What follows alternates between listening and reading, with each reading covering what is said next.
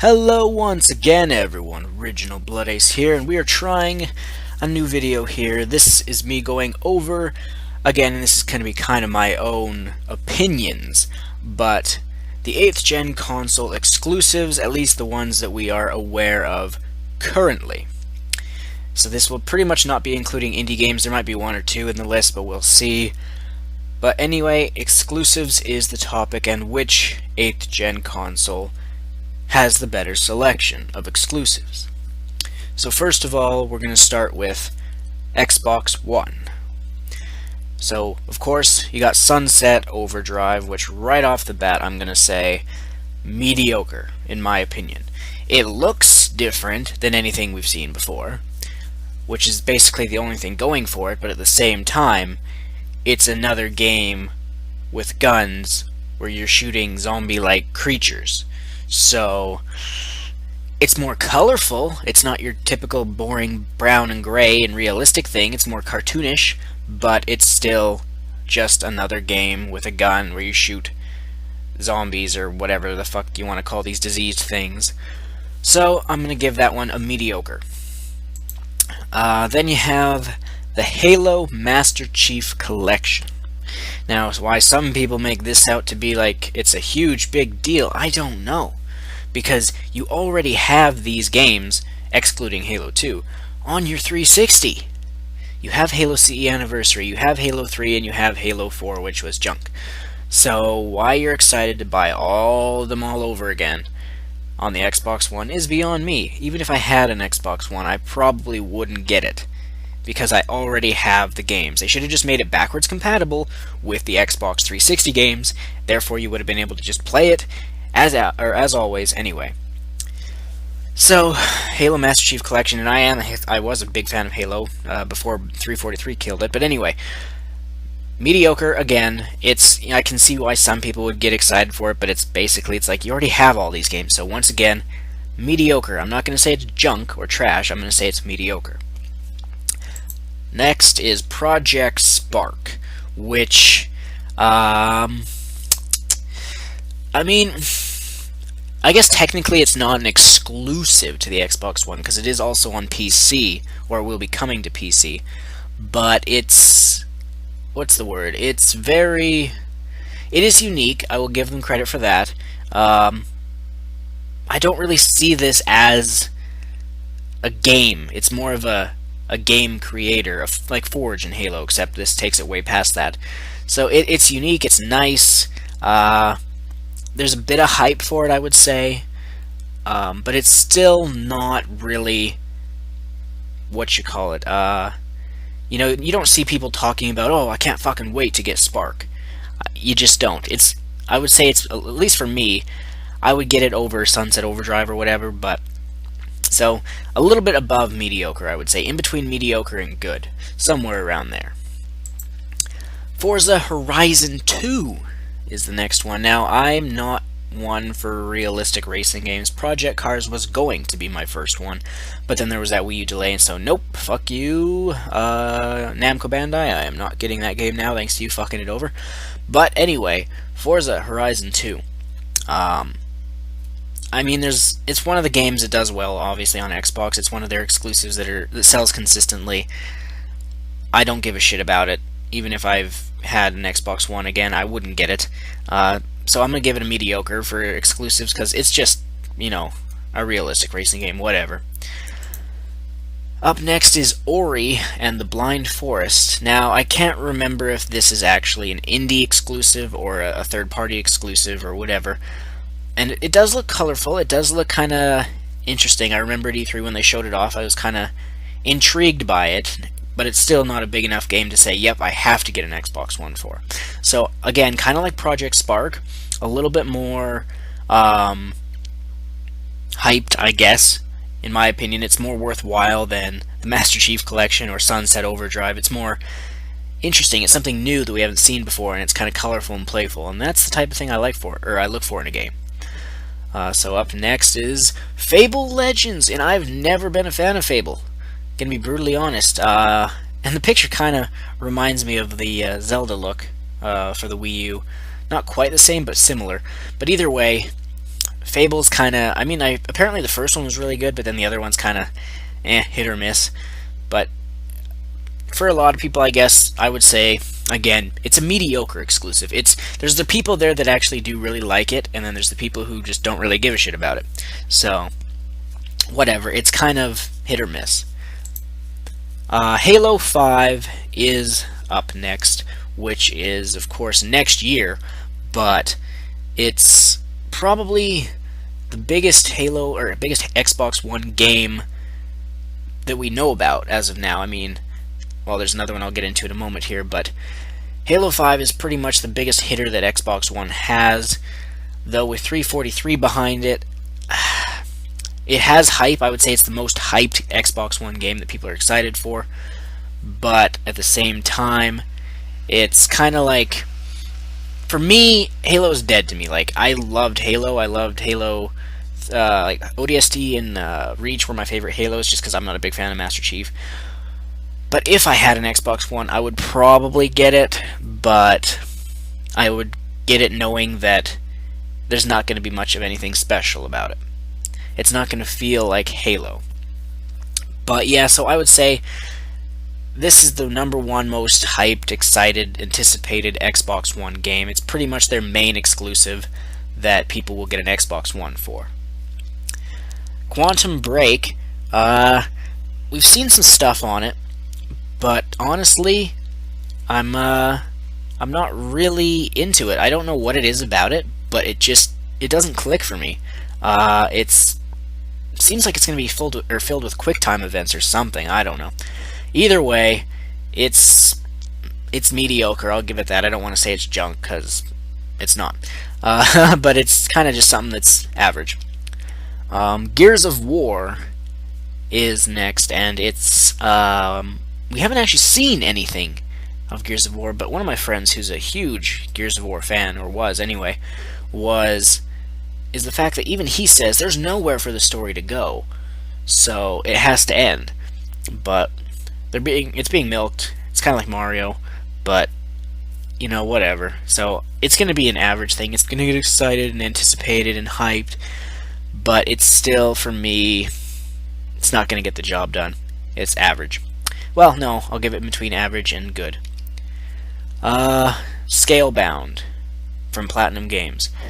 You know, everyone knows I love dragons. This is pretty much the only game I've seen that's exclusive to Xbox One where I'm like, I think I would actually enjoy that. But even though it's Platinum Games and it has dragons, I'm still not going to get it. But I would say this is one of the more underrated but anticipated games for the Xbox One. But Xbox One gamers, or Xbox gamers, aren't huge fans of Japanese games, so I'm not sure how well this will do. It'll be interesting to see. But that's the last Xbox One exclusive I can think of. There might be more that aren't indies or whatever, but these are the ones that I came across. So anyway, that'll do it for Xbox One. Now let's get into PS4 exclusives. Alright, so the PS4 exclusives. First of all, we have Drive Club, which, much like Forza 2 Horizon, another realistic racing game. Is it impressive graphically? Yeah, sure. But it's still just another racing game. So for me, again, this is not a killer exclusive. This is mediocre at best. So let's not waste any time. Let's just continue right on. Next up is Little Big Planet 3, which I actually was kind of surprised to see it at E3, but after thinking about it, I really shouldn't have been. I don't have anything against Little Big Planet. It's kind of not for me. Like, it's not my type of game. I can see the appeal in it, and I can definitely acknowledge the fact that a lot of people, a lot of PlayStation fans like this game, and I can see why. Not for me personally, but I can see this as one of the better exclusives for the PS4. Now, can it actually compete with, say, you know, Zelda from Wii U? Probably not. But if you compared this to a Mario game or something, then yeah, it would probably be about the same hype level, I would say. So next up, The Last of Us Remastered. This, while it's technically an exclusive, it's technically not, because it was also on the PS3 just last year. Now, I am completely and utterly against doing a remake or remastering literally this soon. 1 year. Has it even been a year since the other version came out, since the PS3 version? This is just... I mean, yes, people can say this is a huge, high-profile PS4 exclusive, which, in a sense, it is, but at the same time, it's a port, an upgraded port of the PS3 version, which I'm not sure if there's much motivation for people to, like, upgrade. They're like, oh, give us your PS3 version, we'll give you the PS4 version. I don't know if there's, like, extra content or anything. For me, I didn't even care for the original, so even though I'll be getting a PS4 in September, I ain't getting this. I don't care. But I'm definitely not going to say it's a shit game. It's made by Naughty Dog, and whether I like them or not, which I'm not a huge fan, since they've stopped doing Crash Bandicoot, I've not been a big supporter of theirs, but I can definitely say they are very talented.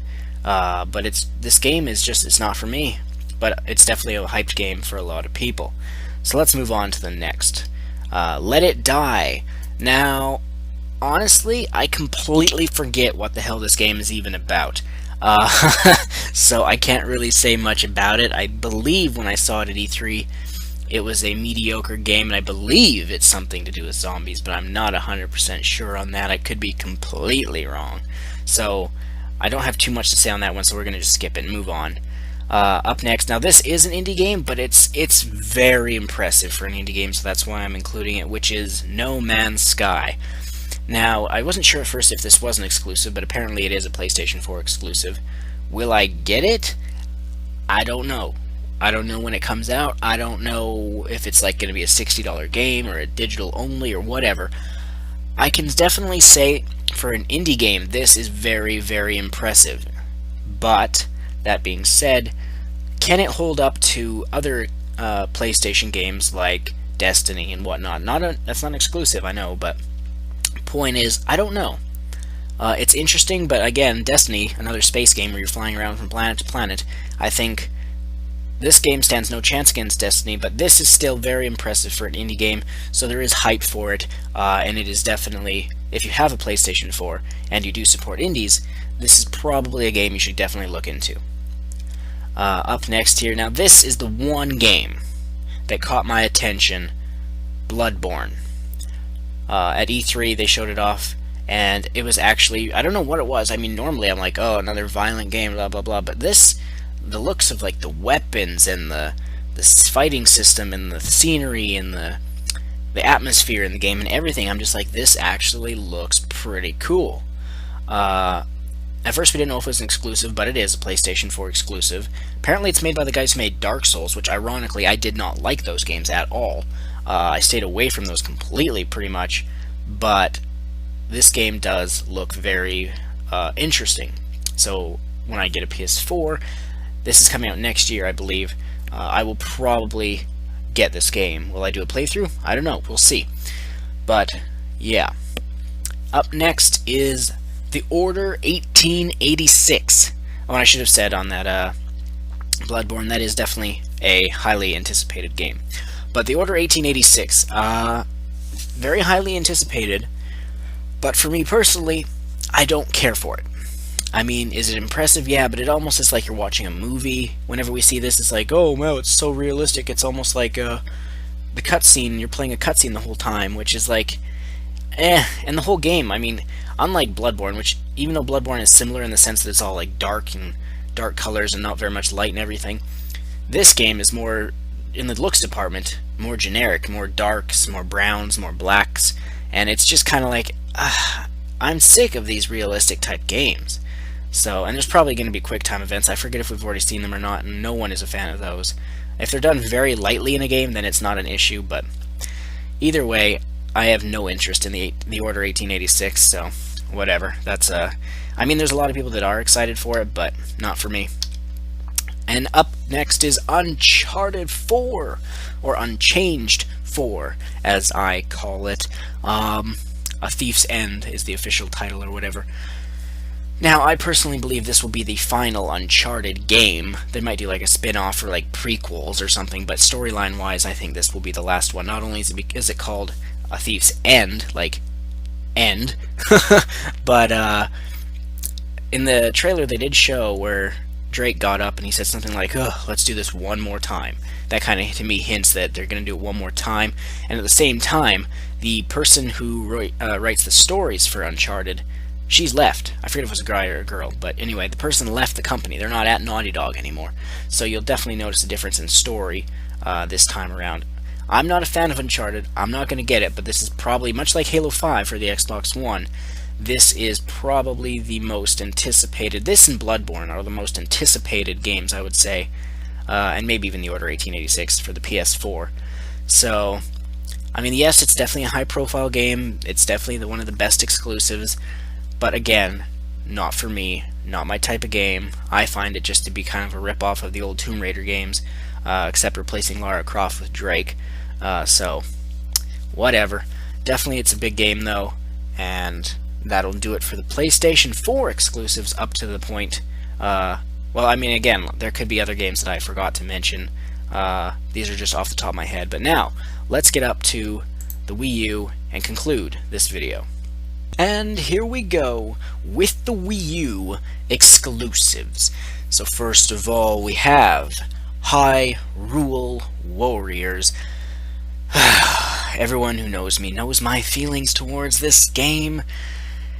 Zelda's my favorite franchise. But Hyrule Warriors is the furthest thing from one of my favorite games. Hyrule Warriors is a disgrace to the Zelda game. It is Dynasty Warriors with Zelda textures. I will not be playing this. I will not be getting this. I do not want anything to do with this. But that being said, it's still a solid Wii U exclusive. So let's just skip right along to the next thing, which is a much bigger deal. Bayonetta 2. As I guess you could also throw Bayonetta 1 in there if you wanted to. Now, made by Platinum Games, very good developer, very anticipated game. If you remember when it was first revealed to be a Wii U exclusive, oh, the internet was having a rage quit, threatening the developers, saying that you've betrayed your fans. So this is definitely going to be quite the nice game, and this is by far probably the most unkid-friendly game on the Wii U. I mean Zombie U, you could say, Call of Duty, you could say, but whatever. Either way, Bayonetta 2, looking forward to it. Comes out October, I believe. Comes out September in Japan, but that's irrelevant, so let's just move along. Very anticipated, very highly anticipated game. Up next, of course, one of my most favorite things revealed from E3, of course. This is truly a gem, and I don't think people should be sleeping on it, which a lot of people are. Captain Toad Treasure Tracker. Some people are going to say, what is this? This is some stupid kid game or whatever. To those people, I wouldn't even say anything. I would just punch them straight in the face. Toad is my favorite character from the Mario franchise, from the Mario universe. I don't know why. He's just hilarious, and he just wants to wander around having a good time. That's just... I don't know, I just love that character. And on Super Mario 3D World, you've probably seen me do a playthrough of it. I have a full playthrough on OBA Games that you could watch, and everyone who plays that Mario game loved the Captain Toad levels, and we all wanted DLC. Full game, Captain Toad, Treasure Tracker. It's gonna be a blockbuster. Game of the fucking year. I'm calling it right now. That and Smash Bros. It's between this and Smash Bros. But anyway, let's get on to the next game. Anyway, it's highly anticipated. So, speaking of Smash Bros., that's the next game. It's for Wii U and 3DS, of course, but we're not going over the 3DS in this video, so...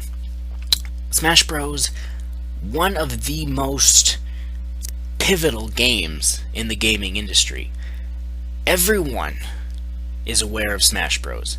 Whether you like Nintendo or not, you're like, oh, a Smash Bros. Game is coming out. That's something to take notice of. So...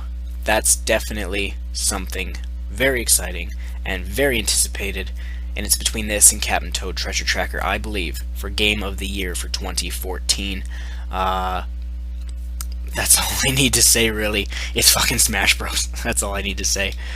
Up next is Devil's Third. This was revealed first at E3 on IGN by an interview with the guy making it that Devil's Third is a Wii U exclusive, a third-party Wii U exclusive. And to be brutally honest, I know some people are excited, but I didn't even know about this whole franchise before, and even after seeing the gameplay and everything, again, not a very kid-friendly game, but I honestly don't see myself getting this. It doesn't look like my type of game, to be honest. It doesn't matter that it's on the Wii U. If I was like, even if I was an Xbot, you know, like a fanboy of the Xbox or a Sony fanboy, I wouldn't care for this game. I don't know what it is. It's just kind of like, it's like a COD meets Red Steel meets weird mixture of fun stuff thrown in there, like shooting chickens and dropping flyers on your opponent. I mean, this could be something that I wouldn't mind playing at like a friend's house for, you know, every once in a while, but it's not a game I would want to spend $60 on and play for long periods of time. So again, it's a big exclusive, and it did send some ripples throughout the industry. Not as big as the Bayonetta 2 thing, but it's, for me, not a huge exclusive that I care about. So up next, Yoshi's Woolly World.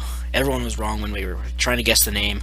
I was sticking by Yoshi Land U because of the Miiverse hack when the Wii U launched, and other people were saying Yarn Yoshi, and thank freaking God it's not called Yarn Yoshi. Absolutely, thank God. I would have not gotten the game at all, or I would not have bought the game at all if it was called that. But Yoshi's Woolly World, I didn't get Yoshi's New Island because, frankly, it was junk. Sorry, but it was. But I will most definitely, probably, somewhat, kinda, sorta, I know that makes no sense, probably get this game. It looks like a fun Yoshi game, and I have nothing against Yoshi. I mean, I don't know the last time I even played a Yoshi game. It was probably Yoshi's Story or something on the N64 or whatever it was called, and I enjoyed that, so we'll see. But definitely a good exclusive. Yeah. Moving up next is Mario Maker. Not really a game. Again, it's kind of like Project Spark from the Xbox One, where it's just a level maker. Although they've said before that they're not going to necessarily limit it to Mario, they might expand into other 2D side-scroller genres. So that's interesting, and this is probably only going to be like a $5 game, maybe $10 on the eShop, but either way, it's an exclusive, and it's something we've all wanted for a long time, to be able to make our own Mario stages. My only concern with this game is if we cannot share our levels online with our people on our friends list, then I'm not going to get it. There's no point in me spending however long I spend making levels to not be able to share them with anyone.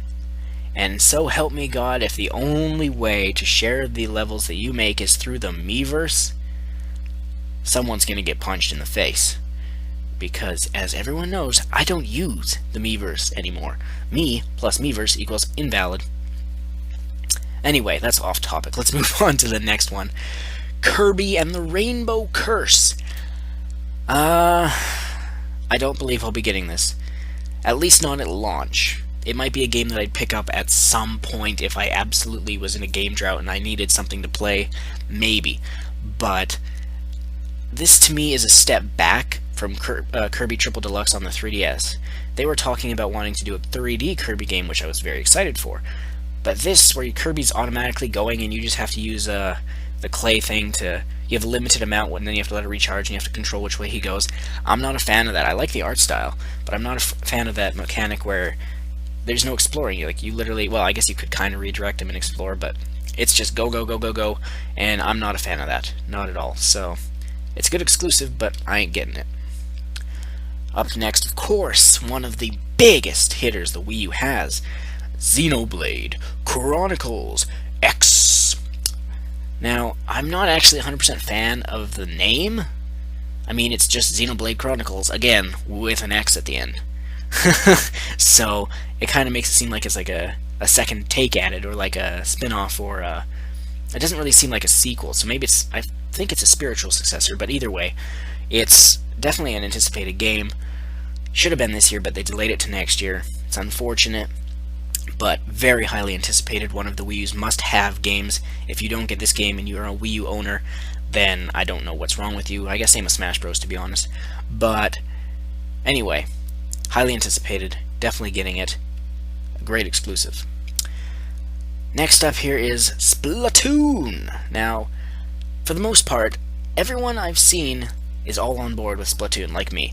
I'm loving the looks of it. It's a shooter that's all about fun, and there's no stupid headshots and no scopes and all that junk.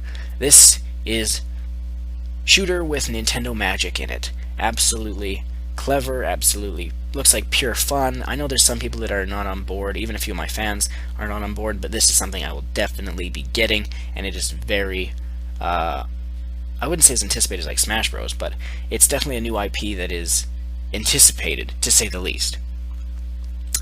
Up next is Mario Party 10. Now, normally, I would be very excited for this. And before the announcement of Mario Party 10, I was excited to and looking forward to a Mario Party 10. Then, when we got shown what it's all about on the Treehouse on Twitch during E3, I hate to say it, but Nintendo killed Mario Party. Mario Party was probably, excluding like, the Galaxy games in Mario 64, Mario Party is my favorite Mario game. And not including Smash Bros, because that's like it's technically a Mario game, but Mario's not the focus. Either way, Mario Party was one of my most beloved franchises growing up. Mario Party 1, 2, 3, 4, 5, 6, 7, and even 8. Which 8 is where it just started to go down, but it was still really good. But 9 was terrible. 10, or Island 2 on the 3DS was terrible. Mario Party 10 has hit rock bottom. From what we saw, just horrible, and I hate to say it, but I'm not getting this game. Maybe when it's like a, half price thing where it's like $30, maybe, again, if it was a game drought, but normally Mario Party would be a game I'd really be excited for. I'm like, yes, damn straight, I'm getting it day one. But unfortunately, with this exclusive Nintendo, without Hudson Soft to help you make the games, they aren't turning out as good. The minigames look actually not too shabby, but the game mechanics on the board, where's our going around in any order you want, instead of throwing us all into a stupid car and just getting to the end of the board? No one likes that. That's not Mario Party. That's not even a party, that's Mario lame. Anyway, Sonic Boom is up next, and it's been a very long time since I've gotten a Sonic game. On the GameCube was the last time, or was it the Wii? The Secret Rings was the last one I got. I think that might have actually been on the Wii. Could have been the GameCube. It was on one of those two. Either way, really like Secret Rings, but it's been a long time since I got a Sonic game. Originally I was thinking of getting Lost World, and then I just didn't. But Sonic Boom, it's a new twist on Sonic, and some people are for it, some people are against it. I like the humor in it, and I'm always a person that loves good humor. So we'll see. Gonna be getting it. It's gonna be fun, doing a playthrough, yada yada yada, blah blah blah. Either way, definitely another good exclusive. And now up next, the biggest game that Nintendo has for the Wii U, at least currently, The Legend of Zelda for the Wii U. Very anticipated, probably, dare I say, the most anticipated 8th gen game, period, as of right now. That's hard to say, I know, but it's definitely gotten the most buzz about it, I would say. And everyone who knows me knows that Zelda is my absolute favorite franchise in gaming. I would just, a new Zelda game, I'm all for it, day one buy, no doubt about it. Don't even have to hesitate. I knew I was going to get this game on day one before we even saw anything. And if there's another limited edition or special edition, you can count your ass. That doesn't make sense. You can bet your ass that I'm going to be getting the special edition. Extraordinarily hyped, extraordinarily excited. One of the best exclusives of the 8th gen, no doubt about it. Now up next is Shin Megami Tensei Cross Fire Emblem. Now, I do hope we do get an actual Fire Emblem game on the Wii U, but this will have to do for now, and I'm not taking anything away from it. Shin Megami Tensei 4 was a fun game, and crossing that over with Fire Emblem, with the Shin Megami Tensei franchise, is a good thing. But we have yet to see a damn thing about it. I really wish we'd seen that at E3, but we didn't. All we know is that the work is still going on, and it's progressing nicely. That's all we know. I honestly expect we should see something about it in a Nintendo Direct by the end of the year. If not, then I'm going to be like, what the hell's going on? Which kind of reminds me of a game I actually forgot to add into here, which is Fast Racing Neo, which is still supposedly coming out this year, but we still haven't seen a damn thing on it. So who knows about that? But anyway, Shin Megami Tensei Cross Fire Emblem. A lot of people are, waiting to see something about it, and it's definitely on most people's radars. It's a very anticipated, hyped game, and I will be getting it, or you can bet your ass. But again, coming out next year, maybe? No one knows. So let's move on. Of course, this is literally, I have to actually say, personally for me, my most anticipated game in 9 years. Star Fox for the Wii U. Now, we don't know much about it. There's that screenshot of Miyamoto playing. We know Falco will be back, which probably means he'll be back in Smash Bros, to be honest. Which, if he is, fine, but I still say, better give me fucking Wolf O'Donnell back in Smash Bros. But either way, Star Fox. Can't stress how happy that makes me. Star Fox is my second favorite franchise in the entire history of gaming. I absolutely love it.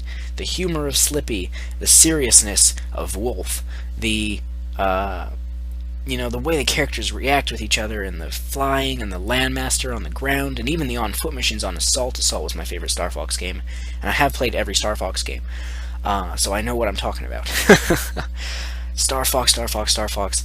Very anticipated. People have been begging for it. I've been asking for it, as everyone knows, when I started Star Fox Tuesday on the Miiverse, and we finally get it next year. Oh, it's going to be exciting. My most anticipated game of the 8th gen, hands freaking down. Forget Metroid, well, I can't say forget Zelda. Zelda just ever so slightly takes second place for me because of Star Fox. Up next here is, of course, Fatal Frame for the Wii U. This is the last exclusive to go over today. We don't know much about it. There was a trailer released, and it's coming out this year in Japan. I'm believing it'll be coming out first quarter of 2015 in North America, and I'm believing it will be localized to North America for a few reasons. One being, Reggie was asked about it before from fans, and he said, oh, I'd love to see it come over here, and since he's the one in charge of that, unless he lied, it should come, as well as the developers of the game said that the last time they realized they messed up by not localizing their last Fatal Frame game, and that they would not let that happen again, so that should mean that it would be localized. Definitely the Wii U could use a good horror game, and there's not many good horror games left. Resident Evil's kind of been lame lately, except for Resident Evil Revelations, which was great. But anyway, Fatal Frame, definitely looking forward to it. And it's going to be a great exclusive again. So that's going to do it, I think, for the Wii U exclusives. We've went over Xbox, we've went over PlayStation, we've went over Nintendo's Wii U.